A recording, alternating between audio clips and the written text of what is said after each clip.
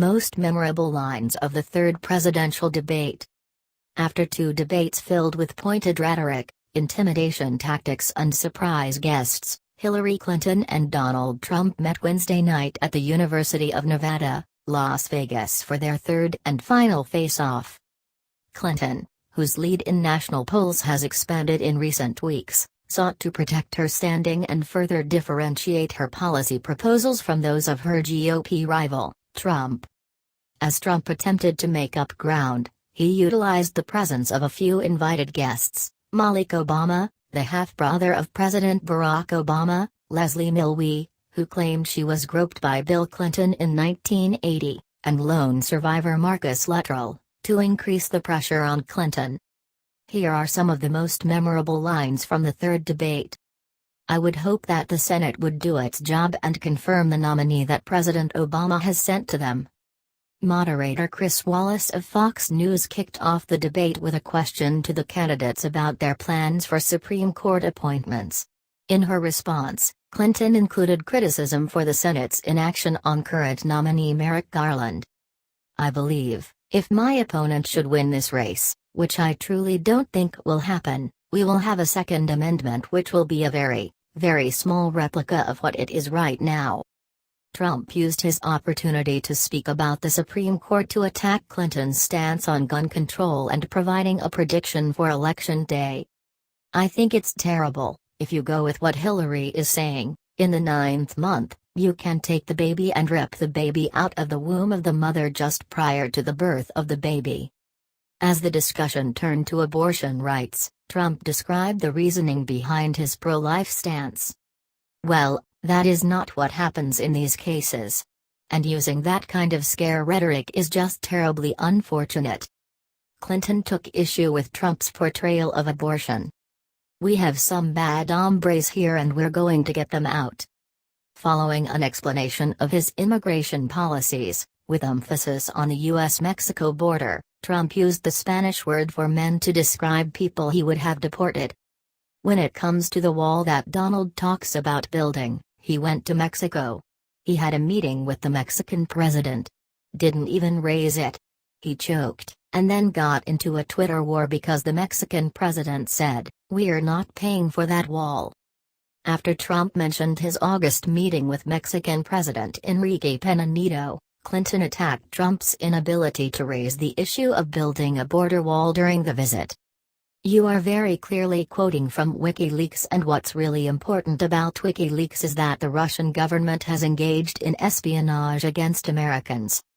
Wallace asked about Clinton's border policies, quoting from leaked emails in which a transcript of a speech stated she was in favor of a hemispheric common market with open trade and open borders. "That was a great pivot off the fact that she wants open borders, okay?"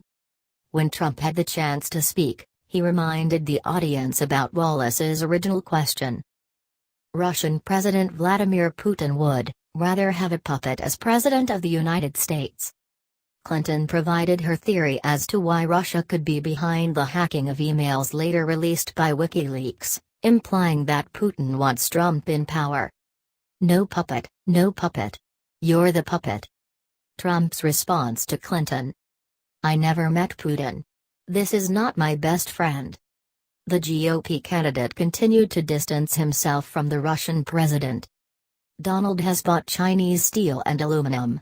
In fact, the Trump Hotel right here in Las Vegas was made with Chinese steel.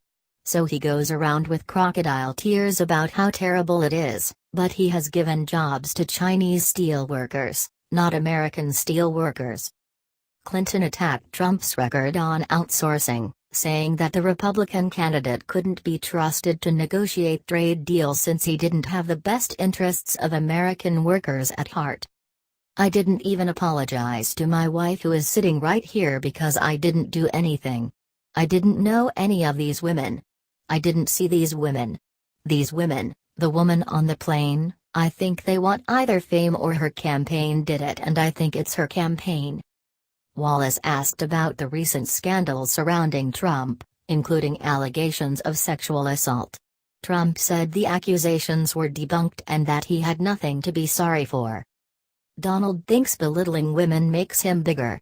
He goes after their dignity, their self-worth, and I don't think there is a woman anywhere who doesn't know what that feels like. Clinton doubled down on the claims against Trump during the discussion. Trump later responded by saying nobody has more respect for women than he does. I'd be happy to compare what we do with the Trump Foundation, which took money from other people and bought a 6-foot portrait of Donald. I mean, who does that?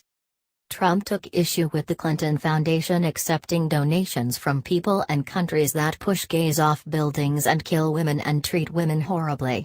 Clinton responded by pointing to reports that allege the Trump Foundation misused funds. I want to ask you here on this stage tonight, do you make the same commitment that you will absolutely, sir, that you will absolutely accept the result of this election? Wallace asked Trump about his claims that the election is rigged, mentioning that his running mate, Mike Pence, and daughter, Ivanka Trump, said they would accept the results of the election. I will look at it at the time. I'm not looking at anything now. What I'm saying is that I will tell you at the time. I'll keep you in suspense, okay?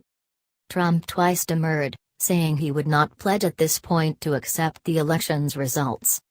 There was even a time when he didn't get an Emmy for his TV program 3 years in a row, and he started tweeting that the Emmys were rigged. Should have gotten it. Clinton called Trump's stance on the election results horrifying and listed a number of instances in which Trump claimed situations were rigged against him. Trump responded by saying The Apprentice should have won one of the television awards. The killer of the dozens of people at the nightclub in Orlando, the Pulse nightclub, was born in Queens, the same place Donald was born. During a back and forth over the idea of vetting refugees to the U.S., Clinton reminded Trump that not all terrorists arrive from the Middle East. We've had people that are political hacks making the biggest deals in the world. Trump decried trade deals negotiated by the U.S. after Wallace asked why the candidates were ignoring the growing national debt. Your husband disagrees with you.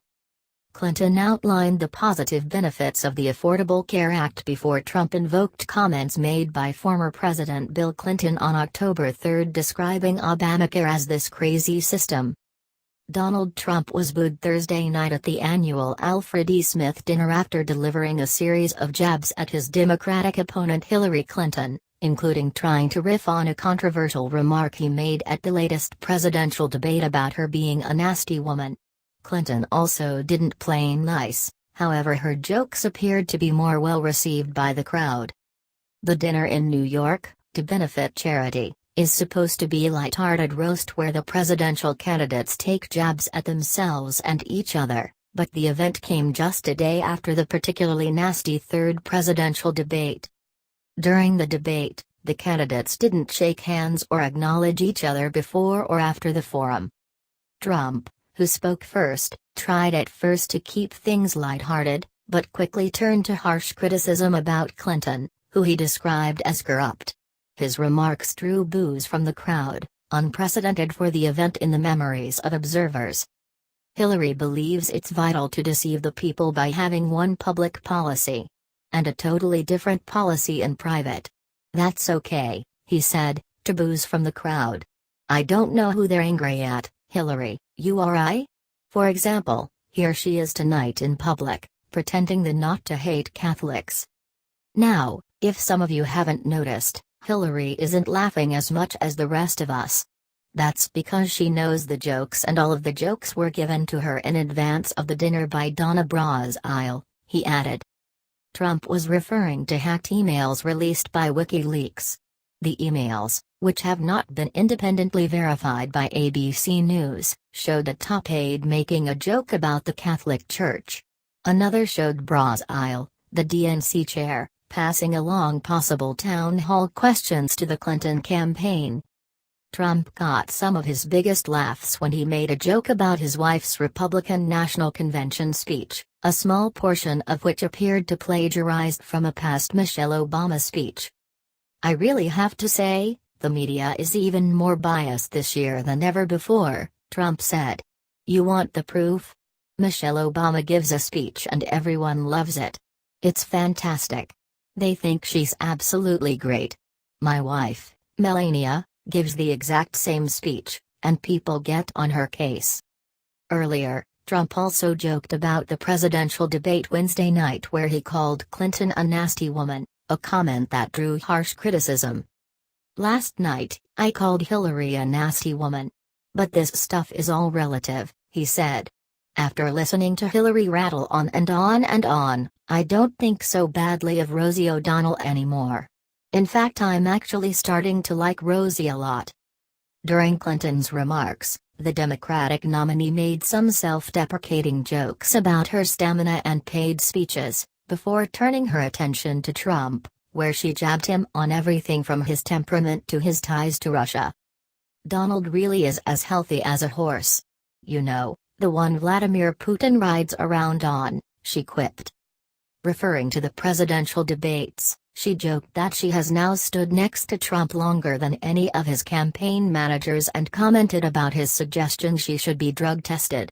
"Donald wanted me drug tested before last night's debate," she said. "And look, I got to tell you, I am so flattered that Donald thought I used some sort of performance enhancer. Now, actually, I did. It's called preparation," she added. Clinton also appeared to take aim at Trump's comments about women. "People look at the Statue of Liberty and they see a proud symbol of our history as a nation of immigrants, a beacon of hope for people around the world," she said. "Donald looks at the Statue of Liberty and sees a 4. Maybe a 5, if she loses the torch and tablet and changes her hair." Despite the harsh words, at the end of the dinner, Clinton and Trump did shake hands. The night began frostily enough. As the two entered, Clinton dressed in a vibrant pink floor-length gown, Trump in a tuxedo. Neither appeared to acknowledge the other, though Clinton did shake hands with Trump's wife, Melania. Later in the evening, the two appeared to speak while Cardinal Timothy Dolan sat between them. The dinner, a white tie fundraiser put on by the Catholic Church, in honor of former New York governor, and first Catholic governor of the state, Al Smith, is a long-standing tradition for presidential candidates. "Donald Trump will totally accept election results if I win." Third presidential debate, 7 moments that mattered. Clinton ramping up efforts in Arizona. As Al Smith IV, the great-grandson of the late Al Smith, introduced the candidates, his playful banter took aim at both of them. "They have just returned from their third debate and I think they are both grateful for format in which nobody can interrupt anybody else," Smith said, to laughter. But Smith appeared to save his harshest jabs for the Republican nominee. "Donald, even though there's a man sitting next to you in a robe, you're not in a locker room," Smith said, referring to the Access Hollywood video of Trump bragging about being able to grope women, which the candidate dismissed as locker room talk. "So please watch your language," Smith added. But as they sat down to dinner, Smith reminded the crowd, "Tonight, we're all friends." Since 1960, when Richard Nixon and John F. Kennedy spoke, almost all the nominees from the two major parties have attended the event, now celebrating its 71st year. Bill Clinton, notably, never spoke during either of his two campaigns. During the 2012 presidential race, President Obama made a self-depreciating joke about his poor performance during the first debate and mocked then Republican presidential nominee Mitt Romney for his wealth. "Early today, I went shopping at some stores in Midtown. I understand, Gov. Romney went shopping for some stores in Midtown," he quipped during his remarks at the dinner. Romney took similar shots at Obama and also joked about his Mormon faith. "Usually when I get invited to gatherings like this," he said, "it's just to be the designated driver.